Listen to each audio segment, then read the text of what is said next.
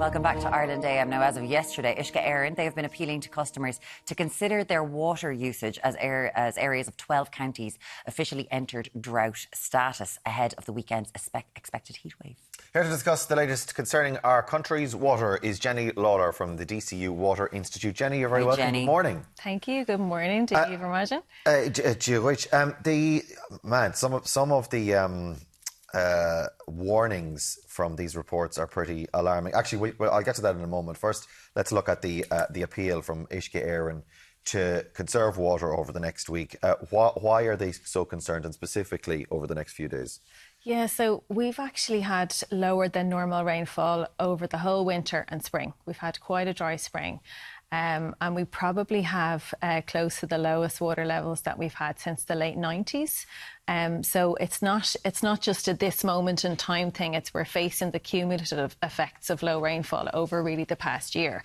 So what happens when we have lower water levels is that we come into this status where we have low water availability. So we're all being asked, not just in the 12 counties or in the areas where we have the hose pipe bans at the moment, but across the whole country, just to be mindful of our water usage and look at how we can conserve water. I literally had the conversation with someone yesterday where they said, geez, it was lashing rain last week. Do you know, we instantly have that. Yeah. So this is what I think is really interesting. We've got Donegal, Meath and Westmeath. They've been on a hose pipe ban since June. We've got these 12 areas, but everyone will go. But sure, we're Ireland. It's always raining. What are they doing? Why can't they do anything right?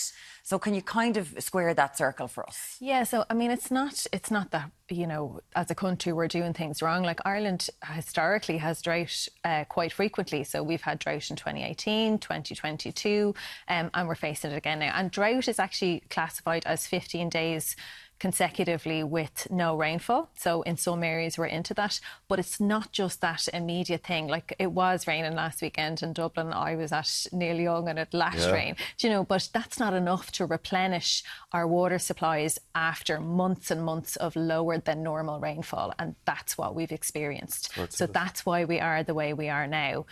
We have reasonably low water storage capacity in Ireland. Okay. We are mainly taking our water supplies from rivers, and we have some reservoirs as well. But as we face these prolonged months of lower than normal rainfall, those supplies drop.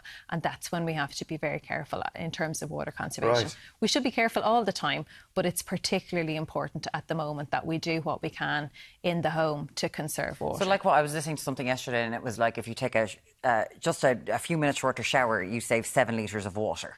Yeah. You know, like if you want to wash your car, just use a bucket and a sponge. Absolutely. Like it is things like that. Yeah. Small things can make a huge difference.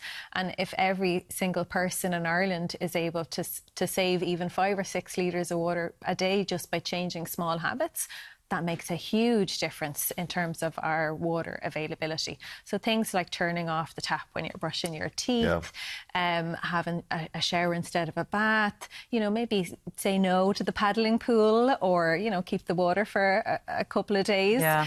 Definitely not kind of power washing the car and that kind of thing. And then if you are washing up and if you've got a basin, use that water outside on your plants or whatever. Exactly, yeah, okay. Exactly. And what the hose pipe ban refers to, so there's a few areas, that's actually a law now that in those areas when you're under a hose pipe ban or a water conservation measure, it is illegal to use your hose pipe. So you have to use a watering hose, but we're encouraged to do that across the country anyway. It feels like for your plants. It feels like how our grandparents used to live. If there's something that you do, we'd love to hear from you. 0896 111 111 that you always do, that you've carried through your life. Give us some tips as to what you do. Count in the shower. That's another one. Count. I count to 60. Well, now I'll count slowly, but it'll still be under 2 minutes if I'm good. Smelling good. Smelling good, guys. Smelling good. Count to the shower. That's not the only water concern.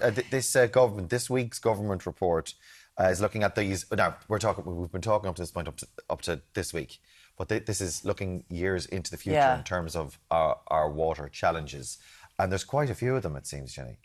Yeah, so the report you're referring to is the sectoral adaptation plan for the water quality and water infrastructure services Sounds so sector for interesting. Ireland. Tell us more. So last month, the Environmental Protection Agency published our first national climate change risk assessment. So it looks at the island of Ireland and how we could potentially be vulnerable to the effects of climate change. And it identifies lots of different sectors that would be really exposed when we see climate change coming in over the next 75 years or so. Yeah. So things like transport are very vulnerable. Things like our energy sector are very vulnerable.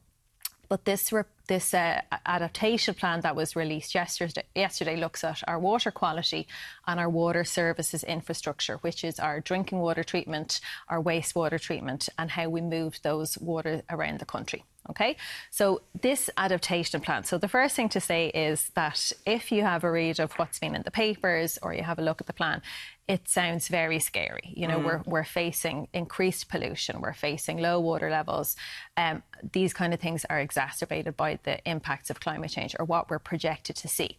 Now, the thing to say is it's not scaremongering, but the plan is based on adapting to the worst case scenario. So there's a number of different ways that you look at predicting the effects of climate change based on the warming that we would expect to see. And this adaptation plan is based on the worst one, which is the RCP 8.5. And it's a kind of a measure of what we would expect to see if we do nothing, if we continue to increase emissions. Yeah. So if we do nothing, So what's the worst case scenario? So the worst case scenario looks at warming of up to nearly 5 degrees by 2100. I mean, massively out of line with our targets that are set under the Paris Agreement. So that's the kind of the worst case scenario. At the same time, where we kind of would more expect to be is the middle of the road, where we are making attempts to, you know, lower our emissions globally and mitigate against the effects of climate change. Gotcha. So it's like this is a fair warning. If you keep going the way if we keep going the way we're going, and we won't, we're looking at a situation where sewage is spilling into the environment. There's a risk of disease as a result of that. Yeah. Harder to consistently deliver clean, safe drinking water.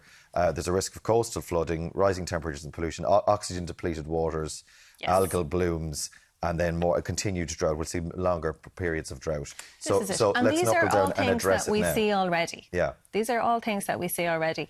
And part of this adaptation plan is based on what we've seen historically in Ireland when we've had these extremes that we experience due to the effect of climate change. So extreme rainfall events, increased storms. It's not just about it's going to get warmer and we're going to have hotter, drier summers and more droughts. Do you know, it's these extremes that we expect. It's everything. And that will have a big impact.